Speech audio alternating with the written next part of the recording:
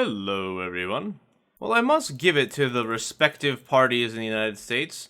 They all claim to be searching for the truth. Ironically, there are a few things that each of the parties stereotypically are wholly and firmly against finding the truth out on. GOP and climate change, for instance. And in regards to today, the Democrats and citizenship.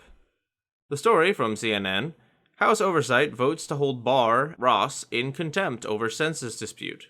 The House Oversight Committee voted on Wednesday to hold Attorney General William Barr and Commerce Secretary Wilbur Ross in contempt of Congress over a dispute related to the addition of a citizenship question to the 2020 census.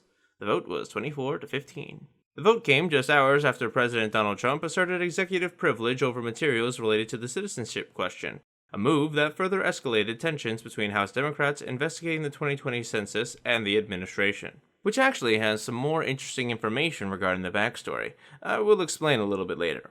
The Democratic-led committee voted on a contempt resolution that recommends that the House of Representatives find Barr and Ross in contempt of Congress for refusal to comply with subpoenas. The contempt resolution includes citations for both civil and criminal contempt. Yeah, this totally doesn't sound like butthurt from the Mueller thing. Oh, let's hold Barr in contempt of Congress. Oh, for what? Well, for refusing subpoenas, of course, like he did before, but this time we got him.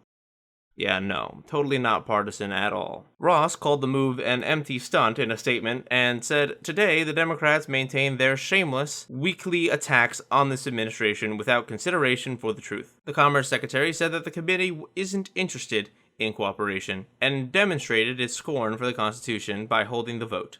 "This is a disappointing day for Congress and our country. America deserves better," Ross said. Which, I'm gonna be honest, there is probably shit that both parties are guilty of here, so let's not call the kettle black. Rep. Jim Jordan, the top Republican on the committee, called the vote unwarranted in a statement, as well as a misuse of the committee's contempt authority. This vote was another act of political theater designed to interfere with the Supreme Court's consideration of the reinstitution of a citizenship question on the 2020 census, Jordan said. Jim Jordan, if you guys recall, has been a prominent voice for the political right in recent political theater shows. We saw him during all the major hearings of the past 6 months.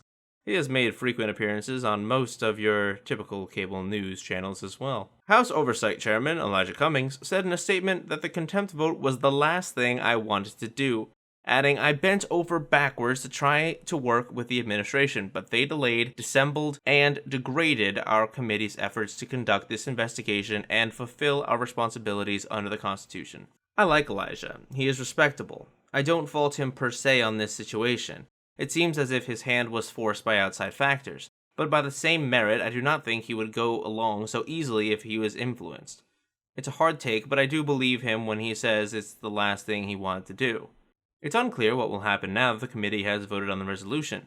Depending on how the Departments of Justice or Commerce respond, House Democrats could go to the floor with both criminal and civil contempt. They could also drop criminal before going to the floor if some accommodation happens. If this goes to criminal proceedings, I expect us all to see this bullshit play out like every other political debacle in the last year. I mean, last 2.5 years, if I'm going to be honest. When will the establishment Democrats learn that all we want is to have a job, pay our bills, and have enough in our pocket to make our loved ones happy? Really, that's working class America. That's not a hard concept to grasp, but no, we gotta go through this shit. Ross said in an interview with CNBC on Tuesday, said, "Please don't tell me we're not cooperating. What we are doing is cooperating in a rational way that's consistent with the rules, the regulations, the laws, and prior practice," Ross said, adding, "We have produced to the Oversight Committees 14,000 pages of material.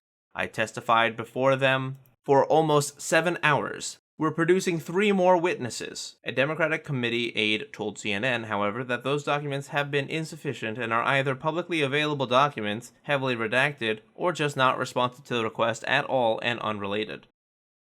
Look, as it stands, Ross and Barr have cooperated with the dog and pony show every time another person is dragged before a congressional committee. For a couple sound bites, a couple news segments, and then we collectively move on. But there is a major point of contention I have here, and that's the premise we spoke about earlier: the citizenship question. Thomas B. Hofeller, a late Republican Party strategist, had been a pioneer of gerrymandering, the splitting up of districts to maximize electoral college victories. And according to the New York Times, But after he died last summer, his estranged daughter discovered hard drives in her father's home that revealed something else. Mr. Hofeller had played a crucial role in the Trump administration's decision to add a citizenship question to the 2020 census. So of course, this became a political shit show because it had Trump's name on it. But I want to ask everyone here, what is so wrong about a citizenship question on the 2020 census? I'll tell you why Democrats don't want it. They claim, by and large, it will negatively impact the response of the census, that individuals here who are undocumented immigrants will not want to answer the census because they feel as if they will be unjustly targeted, and therefore the Republicans would overtake those Democratic districts and electoral college votes. This isn't me putting up a straw man. This is a full-faith Democratic argument. Here's a video from 2018 from CNN.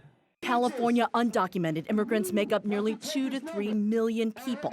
And in the Trump presidency, fear in those communities has grown. Frankly, it's a disgrace. The sanctuary city situation. Trump giving more teeth to immigration enforcement. Under Trump, arrests of non-criminal immigrants more than doubled in 2017 as compared to the year before. Video of ICE arrests of parents like this father have gone viral. The father, arrested on a 10-year-old DUI charge, was released. California's lawmakers say that deters undocumented immigrants from declaring their status on any document. Fewer people counted in California, fewer federal dollars, and potentially fewer representatives in Congress.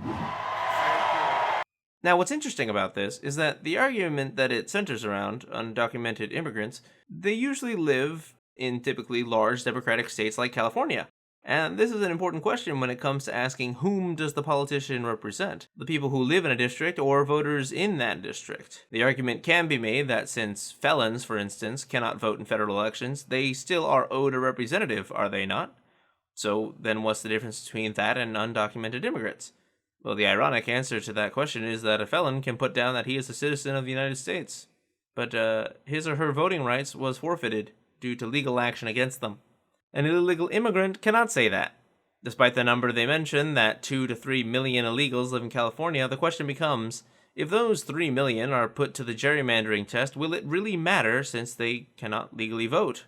And this is where the Republican side of the argument comes in.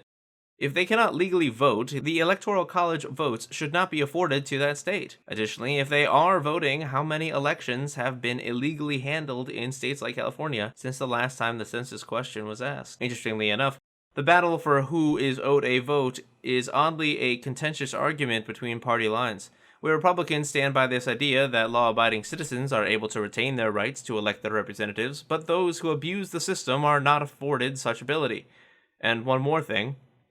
This also is not considering people who are here legally but are on work visas.